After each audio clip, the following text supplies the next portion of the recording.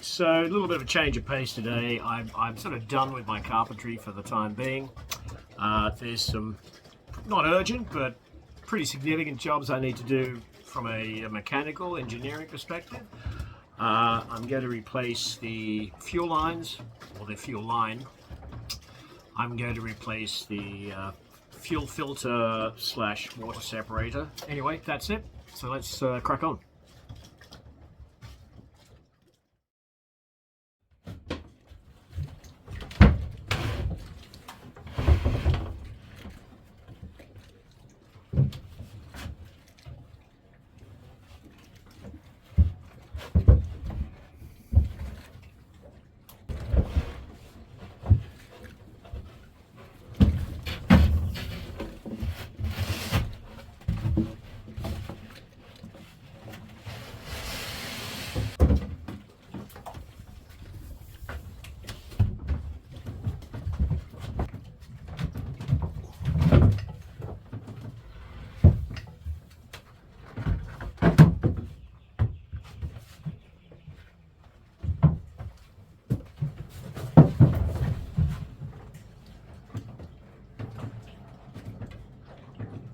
So as you can see, we've got a big old copper tank, and I haven't really had a good look inside, but you know, if it's as old as the boat, well, 50 plus years. Well, the boat's technically 72 years, but I don't know if it's been replaced. It's straight out. There's not much leaking into the fuel cutoff valve. There's a little bit of junk in there, not a lot. I did clean it out a while back. So that's got to come off. Here's the fuel line. And copper, like everything else. And it comes under here, which is going to be a nightmare to get to. So there it is there. Through the ribs, and obviously making its way all the way down here, and for some reason from there onwards, which I suppose is a good thing, they've wrapped it in plastic to prevent abrasion, I suppose. I don't think it'll do much for corrosion. So it runs through underneath, goes under the engine. You can see it down in there, it comes underneath. And then from there, at some point, it turns from copper to rubber. So there's the fuel water separator, which I'll be replacing. I haven't actually had a look for another fuel shut-off valve there, which I've actually never used really. Perhaps I should. And that's it. And it obviously goes straight into the fuel filter there, and then back out into the injector lines, and then up, over, and into the injectors. So, fairly straightforward, a lot of faffing around trying to rerun the lines. I'm pretty sure, well, I'm certainly hopeful I've got enough fuel line. I did measure it out, so fingers crossed it'll be long enough. So first things first, let's get all this guy sorted and start pulling this line through.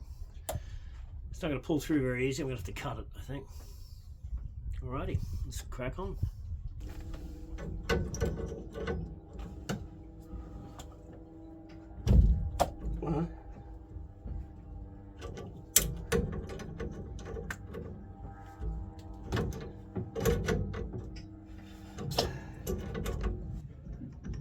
Let's get the bulb out of here.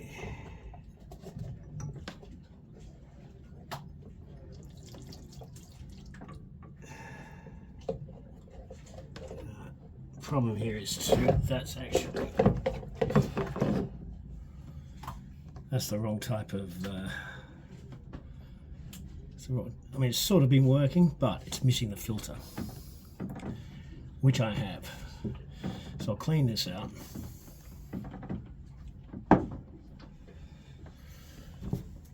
Okay, here we go.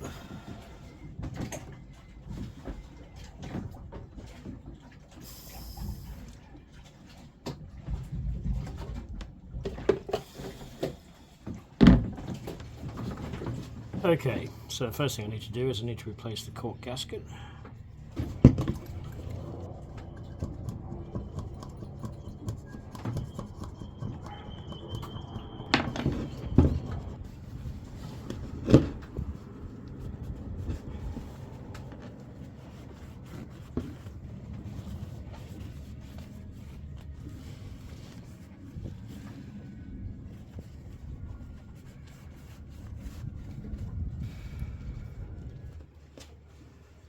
So I don't know if you can see that.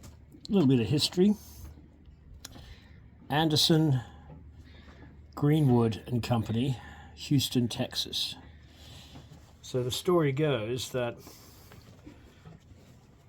some of you may or may not know that Lars Halvorsen used to build patrol vessels for the US military during the Second World War. Specifically for the Air Force and the Navy.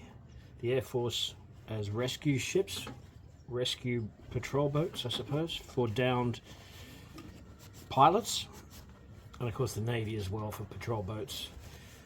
One of the most famous ones was on patrol in Sydney Harbour when three Japanese submarines managed to sneak into the harbour, and one of them, possibly two of them, using depth charges, managed to destroy them. The third one got some torpedoes away, or a torpedo away. These were midget submarines, one man, effectively kamikazes. Anyway, so, and they had very specific requirements around the type of materials that Halvorsen had to build their boats out of, and they imported most, if not all, of the materials, including the timber, Oregon pine, and some other American hardwoods, and all the components. Then the war ended, and with that, Halvorsen, here in Sydney, based in Ryde, found herself with container loads of leftover material, timber, engines. They're originally powered by a Chrysler V8.